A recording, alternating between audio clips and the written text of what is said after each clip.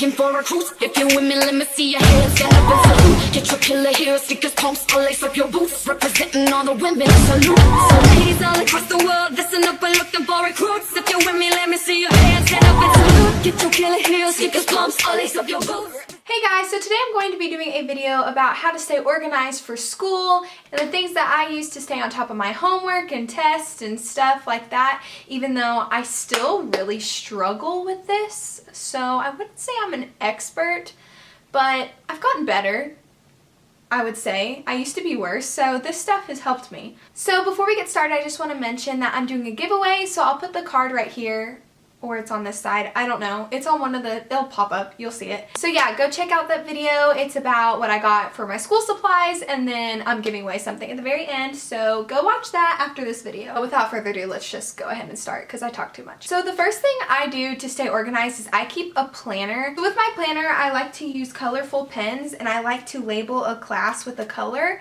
That way that whenever I write like that there's a test or a quiz in that color, I'll know what class it is. That way I can just see that I've got a test, and after a while your brain understands that, okay, orange is history, green is science. It looks pretty and colorful, and you don't have to write out science quiz or quiz in science. You can just write quiz and then you're good to go, and it's that simple. So going along with the colorful pens, I personally absolutely love to take notes in colorful pens, because when I take notes with colorful pens, everything's just more appealing to me. And it kind of keeps notes fun, because then you can get all cute with it and you can like decorate it and make it pretty, and you're still taking notes but also doodling at the same time. Having colors really helps me. I don't know about anybody else, but it personally has changed my life, so I really encourage it if you haven't tried it yet. Something else that keeps me really organized is having a folder in the front of my binder, so I can fill that folder with any important papers. So if I open it up and I see that there's a paper in there that says get mom to sign, I know that I need to get that done, because I'm probably going to open up this binder at night and the first thing I've got to go through is that folder. So that's why I put it in the front, because I see it and I'm like, oh yeah, I put something in there today. So it just helps you stay on top of things. And another thing that I absolutely could not live without, this is the most important thing for me to stay organized, is dividers. I've gone through many different dividers, and these dividers are my absolute favorite. They're the little tiny bubble ones, and you can put in your own labels there. And I just love these because they look nice, and I have never had these tear, ever.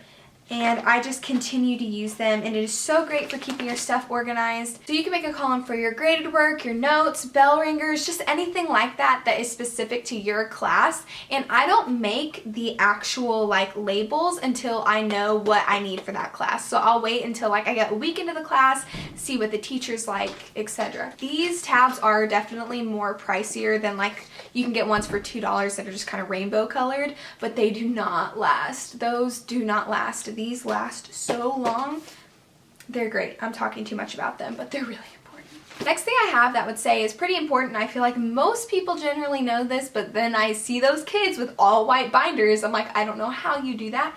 But it's having different colored binders. If you coordinate each color to each class, it really helps. To go even further into that, if you've got a blue pen and a blue binder, make that class your blue labeled class. So in your planner, if you want to, if this is your English binder, make your English color blue.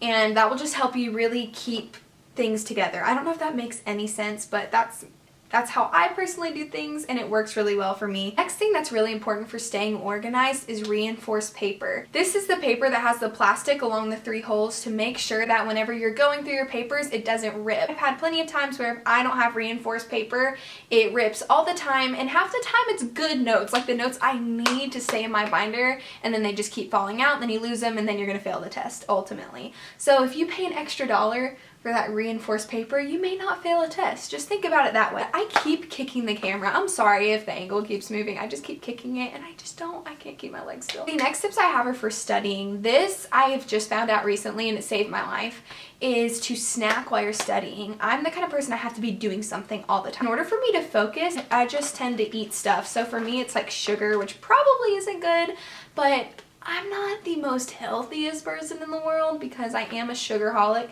But you know, you gotta do what you gotta do. So here's just some gummy worms. I don't know, it's just something that I had.